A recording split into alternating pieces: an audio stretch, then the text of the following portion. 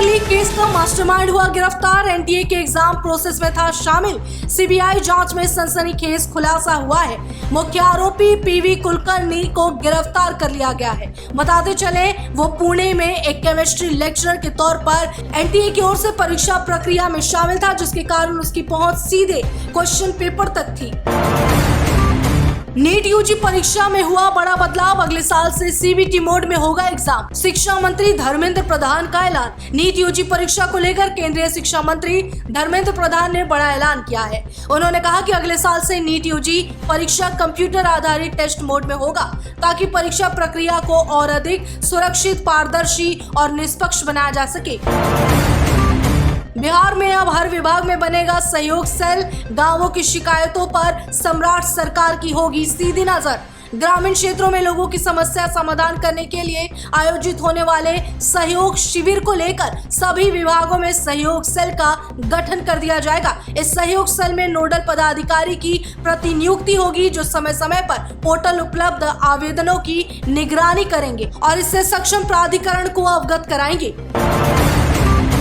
Viral video case में अनंत सिंह को राहत नहीं। गिरफ्तारी पर रोक लगने से कोर्ट का इनकार। मोकामा की जेडीयू विधायक अनंत सिंह की मुश्किलें एक बार फिर बढ़ गई है। वायरल वीडियो मामले में एमपी एमएलए स्पेशल कोर्ट में सुनवाई हुई, जहां जिला जज ने उन्हें किसी भी तरह की राहत देने से साफ इनकार कर दिया। T20 वर्ल्ड कप जीत के बाद ईशान किशन को मिला सम्मान। सीएम सम्राट चौधरी ने सौंपा 1 करोड़ का चेक। भारतीय क्रिकेट टीम के स्टार विकेटकीपर बल्लेबाज ईशान किशन को T20 वर्ल्ड कप 2026 में शानदार प्रदर्शन के लिए बिहार सरकार ने सम्मानित किया है। बिहार के मुख्यमंत्री सम्राट चौधरी ने उन्हें 1 करोड़ रुपए की पुरस्कार राशि का चेक सौंपा। पेट्रोल डीजल के दाम बढ़ने पर रोहिणी आचार्य का हमला। देश भर में बीते 48 घंटों के दौरान आम जनता पर महंगाई की चौतरफा मार पड़ी है। एक के बाद एक कई जरूरी चीजों के दाम बढ़ने से लोगों की चिंता बढ़ गई है। देश में पेट्रोल, डीजल और सीएनजी के दाम बढ़ने के बाद अब इसको लेकर सियासत भी शुरू हो गई। लालू प्रसाद की बेटी रोहिणी आचार्य ने इसको लेकर सरकार पर हमला बोला है। संजीव चौरसिया बने बिहार विधानसभा के मुख्य सचेतक। मंजीत सिंह को उप मुख्य सचेतक की जिम्मेदारी। दोनों को मिलेगा राज्य मंत्री का दर्जा। बिहार की राजनीति से एक जरूरी खबर सामने आई। संजीव चौरसिया को बिहार विधानसभा में मुख्य सचेतक यानी चीफ व्हिप के पद पर नियुक्त किया गया है। इस नियुक्ति के साथ दोनों ही नेताओं को राज्य मंत्री का दर्जा भी दे दिया जाएगा।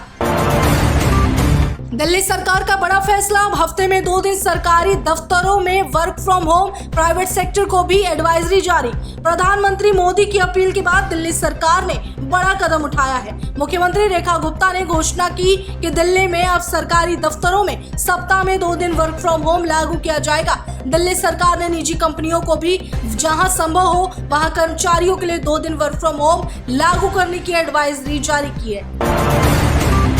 नेपाल जाने से पहले जान ले जरूरी नियम, नहीं तो बॉर्डर से लौटना पड़ सकता है वापस। नेपाल जाने वाले भारतीय गाड़ी चालकों और यात्रियों के लिए नई व्यवस्था लागू कर दी गई है। नेपाल सीमा शुल्क विभाग ने सीमा पार आवाजाही को लेकर नियमों को और सख्त कर दिया है। नई व्यवस्था के तहत अब नेपाल में प्रवेश करने से पहले वाहन चालकों को ऑनलाइन प्रक्रिया पूरी करनी होगी और वैध पहचान पत्र दिखाना अनिवार्य होगा। खरीफ फसलों पर सरकार हुई मेहरबान। एमएसपी में बढ़ोतरी को केंद्र की मंजूरी। केंद्रीय कैबिनेट बैठक में किसानों के हित में बड़ा फैसला लिया गया। केंद्र सरकार ने साल 2026-27 के लिए खरीफ फसलों के न्यूनतम समर्थन मूल्य यानी एमएसपी में बढ़ोतरी को मंजूरी दे दी है। सरकार के इस फैसले को किसानों की आय बढ़ाने और कृषि क्षेत्र को मजबूत करने की दिशा में अहम कदम माना जा रहा है। एमएसपी बढ़ने से धान, कपास, मक्का, बाजरा, अरहर, मूंग, तिल और सूरजमुखी जैसे प्रमुख खरीफ फसलों की खेती करने वाले किसानों को सीधा फायदा मिलेगा। इंडियन एमेच्योर बॉक्सिंग फेडरेशन का बिहार उपाध्यक्ष धीरज पांडे को मिली बड़ी जिम्मेदारी। भारतीय जनता पार्टी के प्रदेश मीडिया पैनलिस्ट प्रवक्ता धीरज कुमार पांडे को Indian amateur boxing federation IABF Bihar का प्रदेश उपाध्यक्ष निर्वाचित कर दिया गया है। उनकी इस नियुक्ति से खेल जगत में भी खुशी की लहर दौड़ गई है। 11 घंटे के अंदर 15 राज्यों में भारी बारिश, तूफान का अलर्ट जारी। 85 की रफ्तार से चलेगी हवा। IMD का अपडेट। देश में बारिश और तूफान का कहर फिर से दिखेगा। मौसम विभाग के मुताबिक 16 मई को यूपी, बिहार समेत 15 राज्यों के लिए बारिश तूफान की चेतावनी जारी कर दी गई है। 15 साल बाद फिर लौटेगी रैंचो राजू फरहान की तिकड़ी। 3 इडियट्स के सीक्वल की तैयारी शुरू, फैंस में खुशी की लहर। बताया जा रहा है फिल्म में आमिर खान एक बार फिर रैंचो के किरदार में नजर आएंगे। उनके साथ आर माधवन और शर्मन जोशी भी अपने पुराने किरदार में वापसी करेंगे।